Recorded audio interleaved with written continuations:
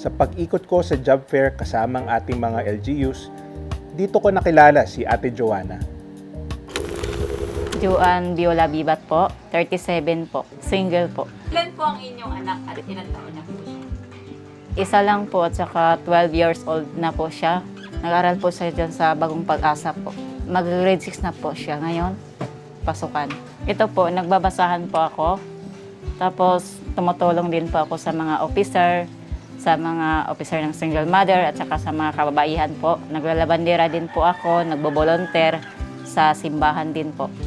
Nagtatahi, depende po kung pag bakante yung oras ko, yun po yung pinako-focus ko po dito sa pagtatahi ko po. Minsan po, 10 kilo para isang araw. Opo, may kumukuha po sa amin sa Maynila. Depende po sa kilo or piraso. Depende po sa bilang din po, sa bundle. Estimate ko po ay mga 2,000 or 1,500 po. Sa isang araw? Opo, hindi po sapat. Hindi po sapat dahil po sa ngayong panahon na ito ay hirap na po. Dahil lalo na po mataas na yung gasolina, hirapan po kami, lalo sa biyahe. Dito po kapag may bintang basahan, yun lang po ang ginagastos namin or sa labandera, yun lang po. Pag may ekstrang pera ako, yun lang po. Doon ko po kinukuha yung baon ng anak ko sa nagbabasahan at saka sa labandera po. Dalawa lang po kami ng mama ko po.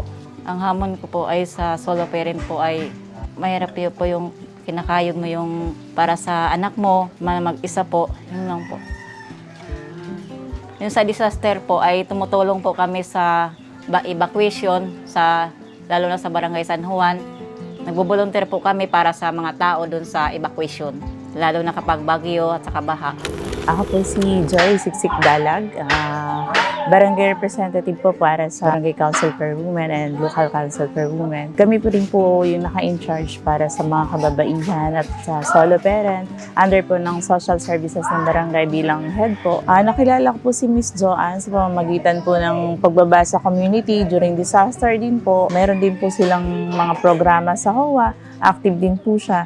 And malaking tulong po siya sa Solo Parent Association ng Barangay San Juan. Doon po siya nakakatulong sa atin sa solo parent dahil di na po natin kaya babaan lahat sa laki po nito. So, bilang isang babae, na-awardan po siya sa Barangay San Juan na isang natatangi sa kabila po ng kanyang pagiging isang PWD, dwarfism. Pero hindi po yun naging hadlang para magawa po niya lahat yung kung ano man po ang meron. Hindi lang po isa. So, solo parent officer po ng kababaihan, active din po sa HOA.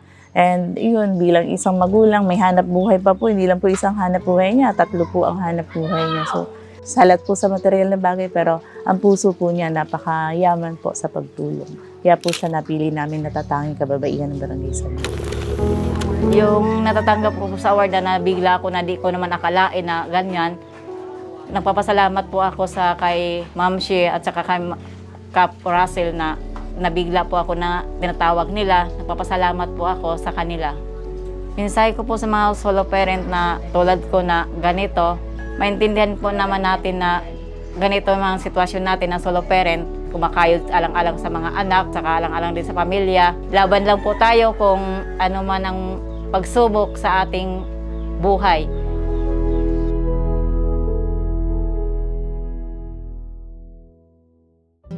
Hello. Hello po. Hello, magandang umaga po. Kain na po. Hello, ma'am. Hello po. Anong hanap buhay mo ngayon, Jo? Nagbabasahan po, tapos naglalabandera. Paano mo binibenta yung May nag-order din po. basahan? Doon din sa barangay o sa Sa mismong bahay po. sa bahay? Opo. Kumusta naman ang benta ng mga basahan? Okay lang naman po. Araw-araw meron ka talagang nabebenta? Opo. Pag 1 kilo, minsan, 1 kilo? opo. Sino pong bumibili? Sa minsan, kapitbahay din po. Panglinis. Panglinis na lang. Saan mo nakukuha yung mga yung materyales? Binibili din po. Binibili din. Pag araw-araw po, magkano kinikita nyo sa pagbebenta ng pranela? Pranela bang mga pranela? Opo. Depende po. Minsan po, bultuhan po silang bumibili, tapos bibenta nila sa Maynila. tumutulong sa'yo po si Joanna May. Opo, pag ano po ng basahan. Anong ginagamit yung Ah. machine? Buti nakakuha kayo ng makina. Nakabili kayo ng makina. Dati pa? O, Dati pa po. Ilan po ang makina ninyo? Isa lang po. Ay, isa lang. Hirap ba kayo sa isang makina? O okay, kaya naman? Kung maraming order, doon po kami naghihirap talaga po.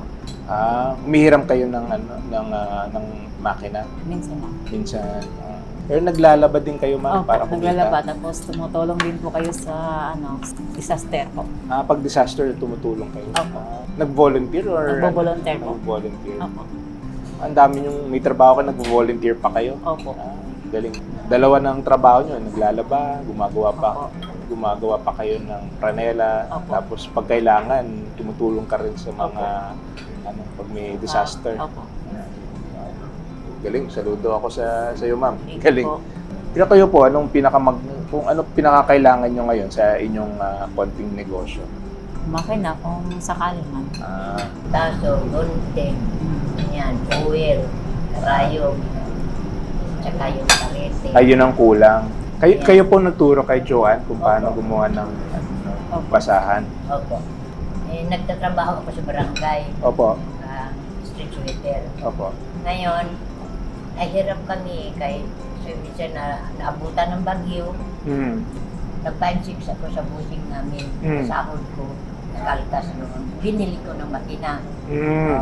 Ngayon, yung makina ngayon, yun ang ginagamit. Kailan nyo po binili yung makina? Tagal na yun, 2012. 12. Opo. So mga 10, mahigit 10 taon na. Yun ang kailangan nyo po, yung high speed, Oo. para mapabilis. Mabilis. Ah. Ay sa isang araw, magtatahi ka, pwede 20 ka bandol, 20 ka bandol. Ngayon po, mga ilang bando lang kaya nyong gawin. Ang 10. isang 10 bandol 10. lang. O, 10 Isang araw. bandol. Pero kung bago yung makina, mga madodoble halos. Opo. Doble. Sabi na, pag dalawa, tatlo. Maraming sinalansan. Opo. Ayan, mga 50. 50 ka bandol, 100. Ganun. Dodoble rin ang kikitain nyo araw-araw pag meron kayong magandang makina. Oo. Kaya malaking bagay Ay, talaga. makakuan yun, makasolve yun ng mga problema. Pag-ulam, pag-dinig ulam, pag-dinig na. Kasi mga Opo. Tama po. saglit lang yun. Halimbawa kami walang bigas, ganun. So kayo magkasama sa O kami bahay. magkasama sa bahay. Mabuti at meron po yung hanap buhay, ma'am. At paano? Ay, paano mayroon? Kunti lang. Sa tiyagaan lang yung hindi ka magtiyaga, hindi ka makapera, nakita pera. Tama po. Yun ang sinasabi ng tatay ko dati. Sipag at tiyaga. Sipag at tiyaga. Opo. Kung di ka magtiyaga, Wala. wala kang Wala. sipag. Wala kang nilaga. Wala kang nilaga. Wala kang linaga. Siguro may ipapakita lang ako, then kain tayo after. Sige lang po. Papakita lang. Ayan. Yun na pala. Ma'am, ito, para... Halika ma'am, para makita nyo po. Meron akong sorpresa para sa inyong pamilya.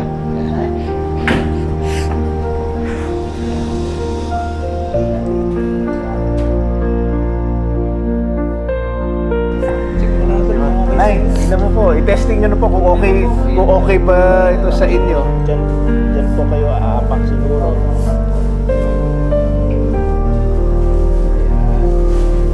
Tapos meron din kaming materyales. May kasama.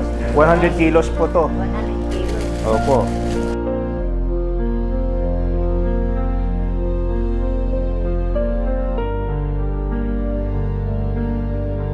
At syempre, Juan, kunting Salamat tulong. po. Puhunan para sa negosyo. Siya para sa At least may invest mo sa inyong negosyo at lalong lumakas ang inyong kikitain. Salamat po. At congrats. Iyo, Panginoon Diyos. Tumat sa Diyos. Ang tulong ng Panginoon. Ay, mag-alala. Happy ako at nakakatulong din Salamat, ako sa Kap. inyo. Thank you po na. Maraming salamat po. Thank you. God bless you. Thank you. God bless. God bless po. Thank you. God bless. God bless. Maraming po salamat kay Senator Mark Villar. Nagpasalamat ako sa kanya, kay Pap Russell, at sa inyo. Maraming salamat po sa tulong ni Senator Mark Villar. Nakatulong siya sa mga mahihirap. Magandang tao. Mabuhay si Mark Villar.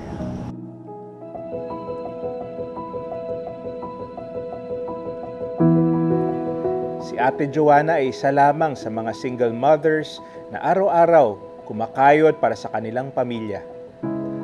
Talagang kahanga-hanga po ang inyong sakripisyo at serbisyo sa iyong kapwa. Sana ay makatulong ang aking munting sorpresa sa iyo at sa pamilya mo. Hanggang sa susunod na pagkikita, Ate Joanna, mabuhay ka